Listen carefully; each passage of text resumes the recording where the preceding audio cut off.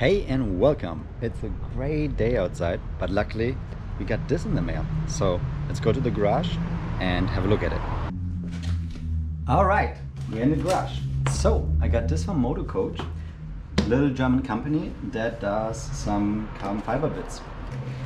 Ta-da! These are brake caliper air ducts, and I will show you why you would want to use them and how to install them.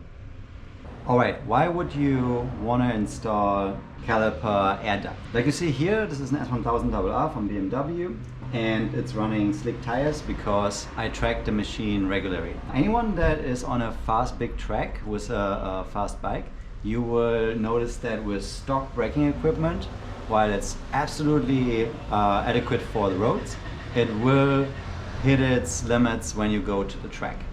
With very heavy braking zones, you will heat up the calipers and the brake disc and the brake material, and then you will get what's called brake fade.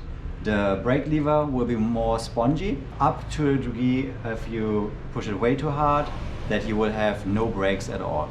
Obviously this is a worst case scenario and it's not very usual to happen, but with MotoGP inspired little carbon fiber bits, you can install them here between the caliper and the leg to get air right onto the caliper for additional cooling. Advertisement says it should take up to 15 degrees Celsius off the temperature of the caliper, which would give you much better brake feel, more longevity on the track. Now, if you're not a track rider and you're thinking about this, it would be a little bit silly. You can use it for the extra bling. Sure, you got one more carbon fiber bit on your bike that you can scratch and worry about. But no matter how hard you ride in the canyons or on public roads, you definitely won't need this. This is for track use only. So let's take the caliper off and I'll show you how to put this on and how it looks. And hopefully in another episode I will show you on track how it actually works and feels. Now, if you're not comfortable working on your own brake system, which is the main way that stops your bike, please ask a professional. Don't do anything risky when you really have no experience. I will show you how it works on my bike. However, please consult with your maintenance manual of your own bike, of different torque settings, etc. For an S1000, you need a 13mm socket. We have the two main bolts, which are by good mechanics color coded. So you have a stroke here with color, so you see that the torque setting is exactly right and they didn't loosen up. That will change a little bit if you put anything in between, so you would have to remark them to have that.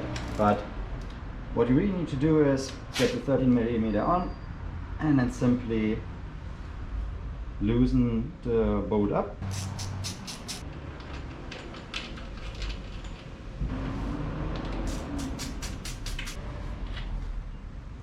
Like so. Then you need to figure out which part goes first. So we have two parts here, and it should look like this, that this carbon piece aligns down there with the fork leg. And we might have to move the lift. Let's see.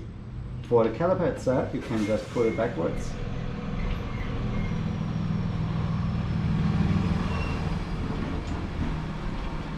And now we'll just slide through, one bolt out. Now we'll do the second bolt. So you actually don't have to take the caliper off. Slide it through like so, and put the bolt right back in. The lift is in the way, so let's get it out of the way and do it again. Alright, the bike is off the lift. Let's get this one on now. You get the bolt out, one of them. Slide in, slide over. You can already see like it's a nice fit. They machined the pieces to have some room over the pins. And then you slide in the caliper like so. And then we can see already, let me take you a little bit closer, how it's going to look. So we have now this scoop that gets the air right onto the caliper and has this really nice shovel here. I have to see if there's any issues with the stand, but that's how it looks like. Nice little shovel getting the air right in.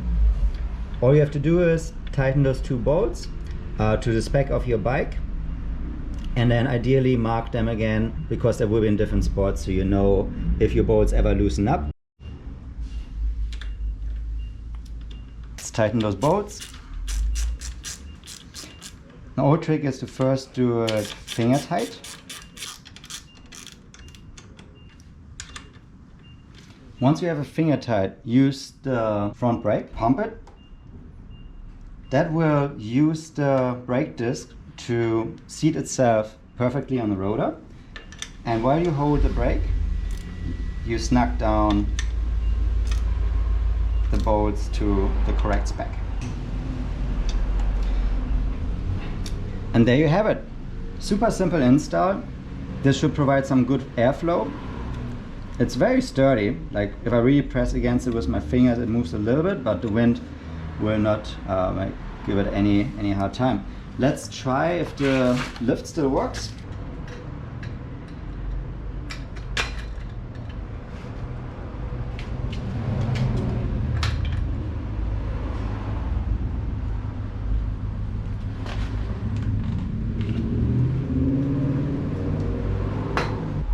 All right, so instead of putting the track lift further back down, I have it now up here in the front, and that shouldn't be a problem. Give it a quick spin to see if the rotors move freely through the caliper.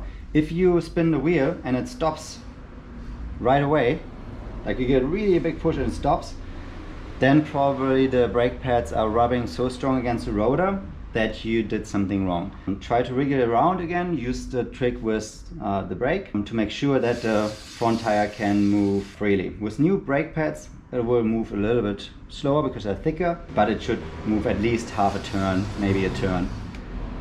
That's it. Super easy installation. So are these actually working? As far as I know, MotoGP pioneered the braking duct cooling systems. Nowadays, these parts from Moto Coach out of Germany are used on a number of racing teams. If you go to the website motocoach.de, I think, you see all the teams that they are supporting, from Moto 2 to World Superbike teams or TT racers. You see people using these. Also, other track day riders that I know are using exactly this model, for example on S1000, and after using it on a hot track, they are fans as well. It seems like something a little bit over the top, because you think only MotoGP riders use it, but it can definitely help to make your track experience a little bit safer and more fun. One of the most important things is the confidence into the front brakes, so you can run deep into the corners, and nobody wants to approach a high speed corner at the end of the main straight and just grab into a handful of nothing. That is my personal biggest nightmare. And with better cooling, you have this one extra safety blanket that your brakes will stay cool. Again, for the public roads, definitely not necessary. It looks nice. If you want to go for the bling, sure, do it. But for track riders, definitely consider it.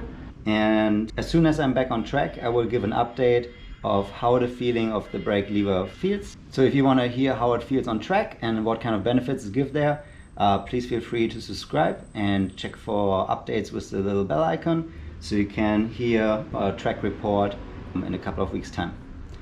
Until then, I hope you have a fun little project to get you busy in your garage.